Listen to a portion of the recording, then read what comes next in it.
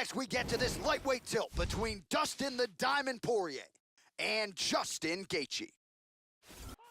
Hey guys, my name's Connor from UK Game Bureau and welcome to our EA Sports UFC 3 simulation and prediction of Dustin Poirier versus Justin Gaethje. So to start off, we're going to have a look at Dustin Poirier's record. He has a record of 22 wins, 5 losses and 1 no contest, and he is coming off a TKO victory over Anthony Pettis. Now Dustin Poirier as of late has actually had a very good record, especially since he moved to lightweight. After he lost by knockout to Conor McGregor back in 2014, he moved up to lightweight and instantly went on a 4-fight win streak over people such as Joe Duffy, Bobby Green and Yancy Medeiros. He then fought Michael Johnson, who was a very heavy-handed guy, and ended up getting knocked out in the first round because he got enticed into a brawl. And after that he won a decision against Jim Miller, had a win against Anthony Pettis and a no contest against Eddie Alvarez after Eddie Alvarez illegally kneed him. So even though as of late Dustin Poirier has been winning fights either by knockout or by decision, he does have a very good submission game as well, especially his Darce chokes and his Anaconda chokes. He is very dangerous off his back and on top. Dustin Poirier is a very good technical striker, both with his hands and his kicks, but he does like to brawl a lot, and that is what cost him against Michael Johnson. If he keeps it standing and he keeps it technical, he can beat near enough anyone in the lightweight division, but it's very easy to entice him into a brawl, and that's what Gaethje needs to do in this fight. So now let's have a look at Justin Gaethje's record. He has a record of 18 wins, 1 loss, with 15 of those wins coming by knockout. Now Gaethje spent a lot of his career in World Series of Fighting and recently moved over to the UFC. His first fight he knocked out Michael Johnson in the second round in a fight that was actually named Fight of the Year, and then he lost to Eddie Alvarez by knockout in the third round. Prior to the Eddie Alvarez defeat, he was undefeated and finished nearly every fight. Gaethje has a very fan-friendly style, but not always the best style for longevity in MMA. He likes to put his hands up, his chin down, and he just starts swinging and going for a brawl. Now even though that's not normally the best game plan, I actually think that game plan will work very well in this fight for him. Justin Gaethje has a very good wrestling background. He's never actually been taken down in MMA. He's also never gone for a takedown in MMA. I'm hoping to see that change. I'm hoping he'll start mixing it up because he does have a good wrestling base, and it'd be great to see what he can do with some ground and pound mixed in with his striking as well. When it comes to fighting on the feet, he's essentially all offense. He doesn't really like to defend. He tends to eat a shot to give a shot. It's also worth noting he has very good leg kicks. He throws them at the end or in the middle of combinations, and he actually has a lot of stoppages due to leg kicks. Even in the fight he lost against Eddie Alvarez, Eddie was starting to slow down in that third round because of the accumulation of leg kicks that Gaethje had landed. Now because he's never gone for a takedown and he's never been taken down, his submission game is quite unknown. He does actually have a submission win on his record, but it's not really something that Poirier would really need to worry about, and I would give Poirier the advantage in the submission grappling. So now we're going to look at how they match up against each other. When it comes to a technical striking standpoint, as I mentioned, I feel like Poirier does have the advantage on his actual technique of his punches and his defense when he chooses to use it. Actual power itself, again, I would slightly lean towards Poirier, especially in his hands. Poirier does have legit one-punch knockout power in his hands, as you saw in the win against Bobby Green. But the X factor in the striking does have to be both Gaethje's leg kicks and his toughness. As we saw in the Eddie Alvarez fight, Gaethje will keep on marching forward no matter how tired he is, no matter how hurt he is.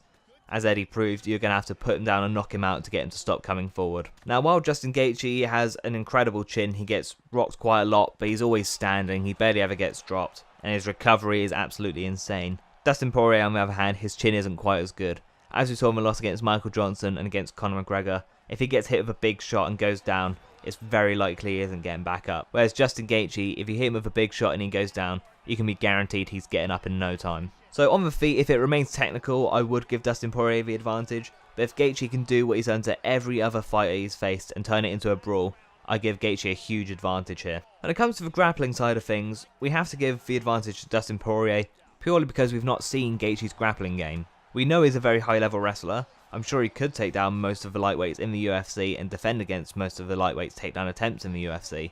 But he's never had to do it. He's never really gone for submissions. He's never really gone for guillotines of people shooting in on him. He's never done any of that. Whereas we've seen that with Poirier. We've seen he's got very good Darce chokes. He's got very good submissions. He has underrated takedowns, especially in the clinch. So I'm giving the advantage to Poirier there. Another thing worth noting is cardio. In the Eddie Alvarez fight, Gaethje was looking considerably tired by the time the third round came around, and this fight against Poirier is the main event and it is a 5-round fight, so I do worry for him in that sense. Poirier on the other hand, he's gone 5 before, he's been scheduled for 5 multiple times. We know he can go the distance if he needs to. If Dustin Poirier wants to win this fight, he needs to fight smart. He needs to not do what everyone else has done, and he can't get into a brawl with Justin Gaethje. I just don't think his chin can hold up, and I'm not sure he's got the fight IQ to brawl intelligently. Justin Gaethje, despite being a brawler, he's very intelligent with how he does it. He'll throw a few looping punches and then he'll finish it with a leg kick someone isn't expecting, and and eventually he'll start to slow them down. Gaethje will 100% rely on his toughness, and Dustin Poirier needs to make sure he can't do the same. Gaethje has a better chin than Dustin Poirier, he has better recovery than Dustin Poirier, so Dustin just needs to keep it technical. He can throw bombs, he can throw hard, but he just needs to be careful with what he's doing and not leave himself exposed for a counter. For Gaethje, I think he needs to do the complete opposite in this fight. He needs to get right in his face, he needs to start swinging, he needs to turn it into a brawl, so that Dustin leaves his chin out and he can clip him. Which honestly, I don't think will be too hard to get him to do. If you look at a lot of Poirier's fights, he does turn them into a brawl, and he is very good at brawling himself. Like I said, it's only really gone bad for him in recent times in the Michael Johnson fight. The other times he's turned it into a brawl, he's done very well. But against Justin Gaethje, I don't think it's going to work out well for him. Also for Gaethje, I'd love to see him use his wrestling and his grappling in this fight.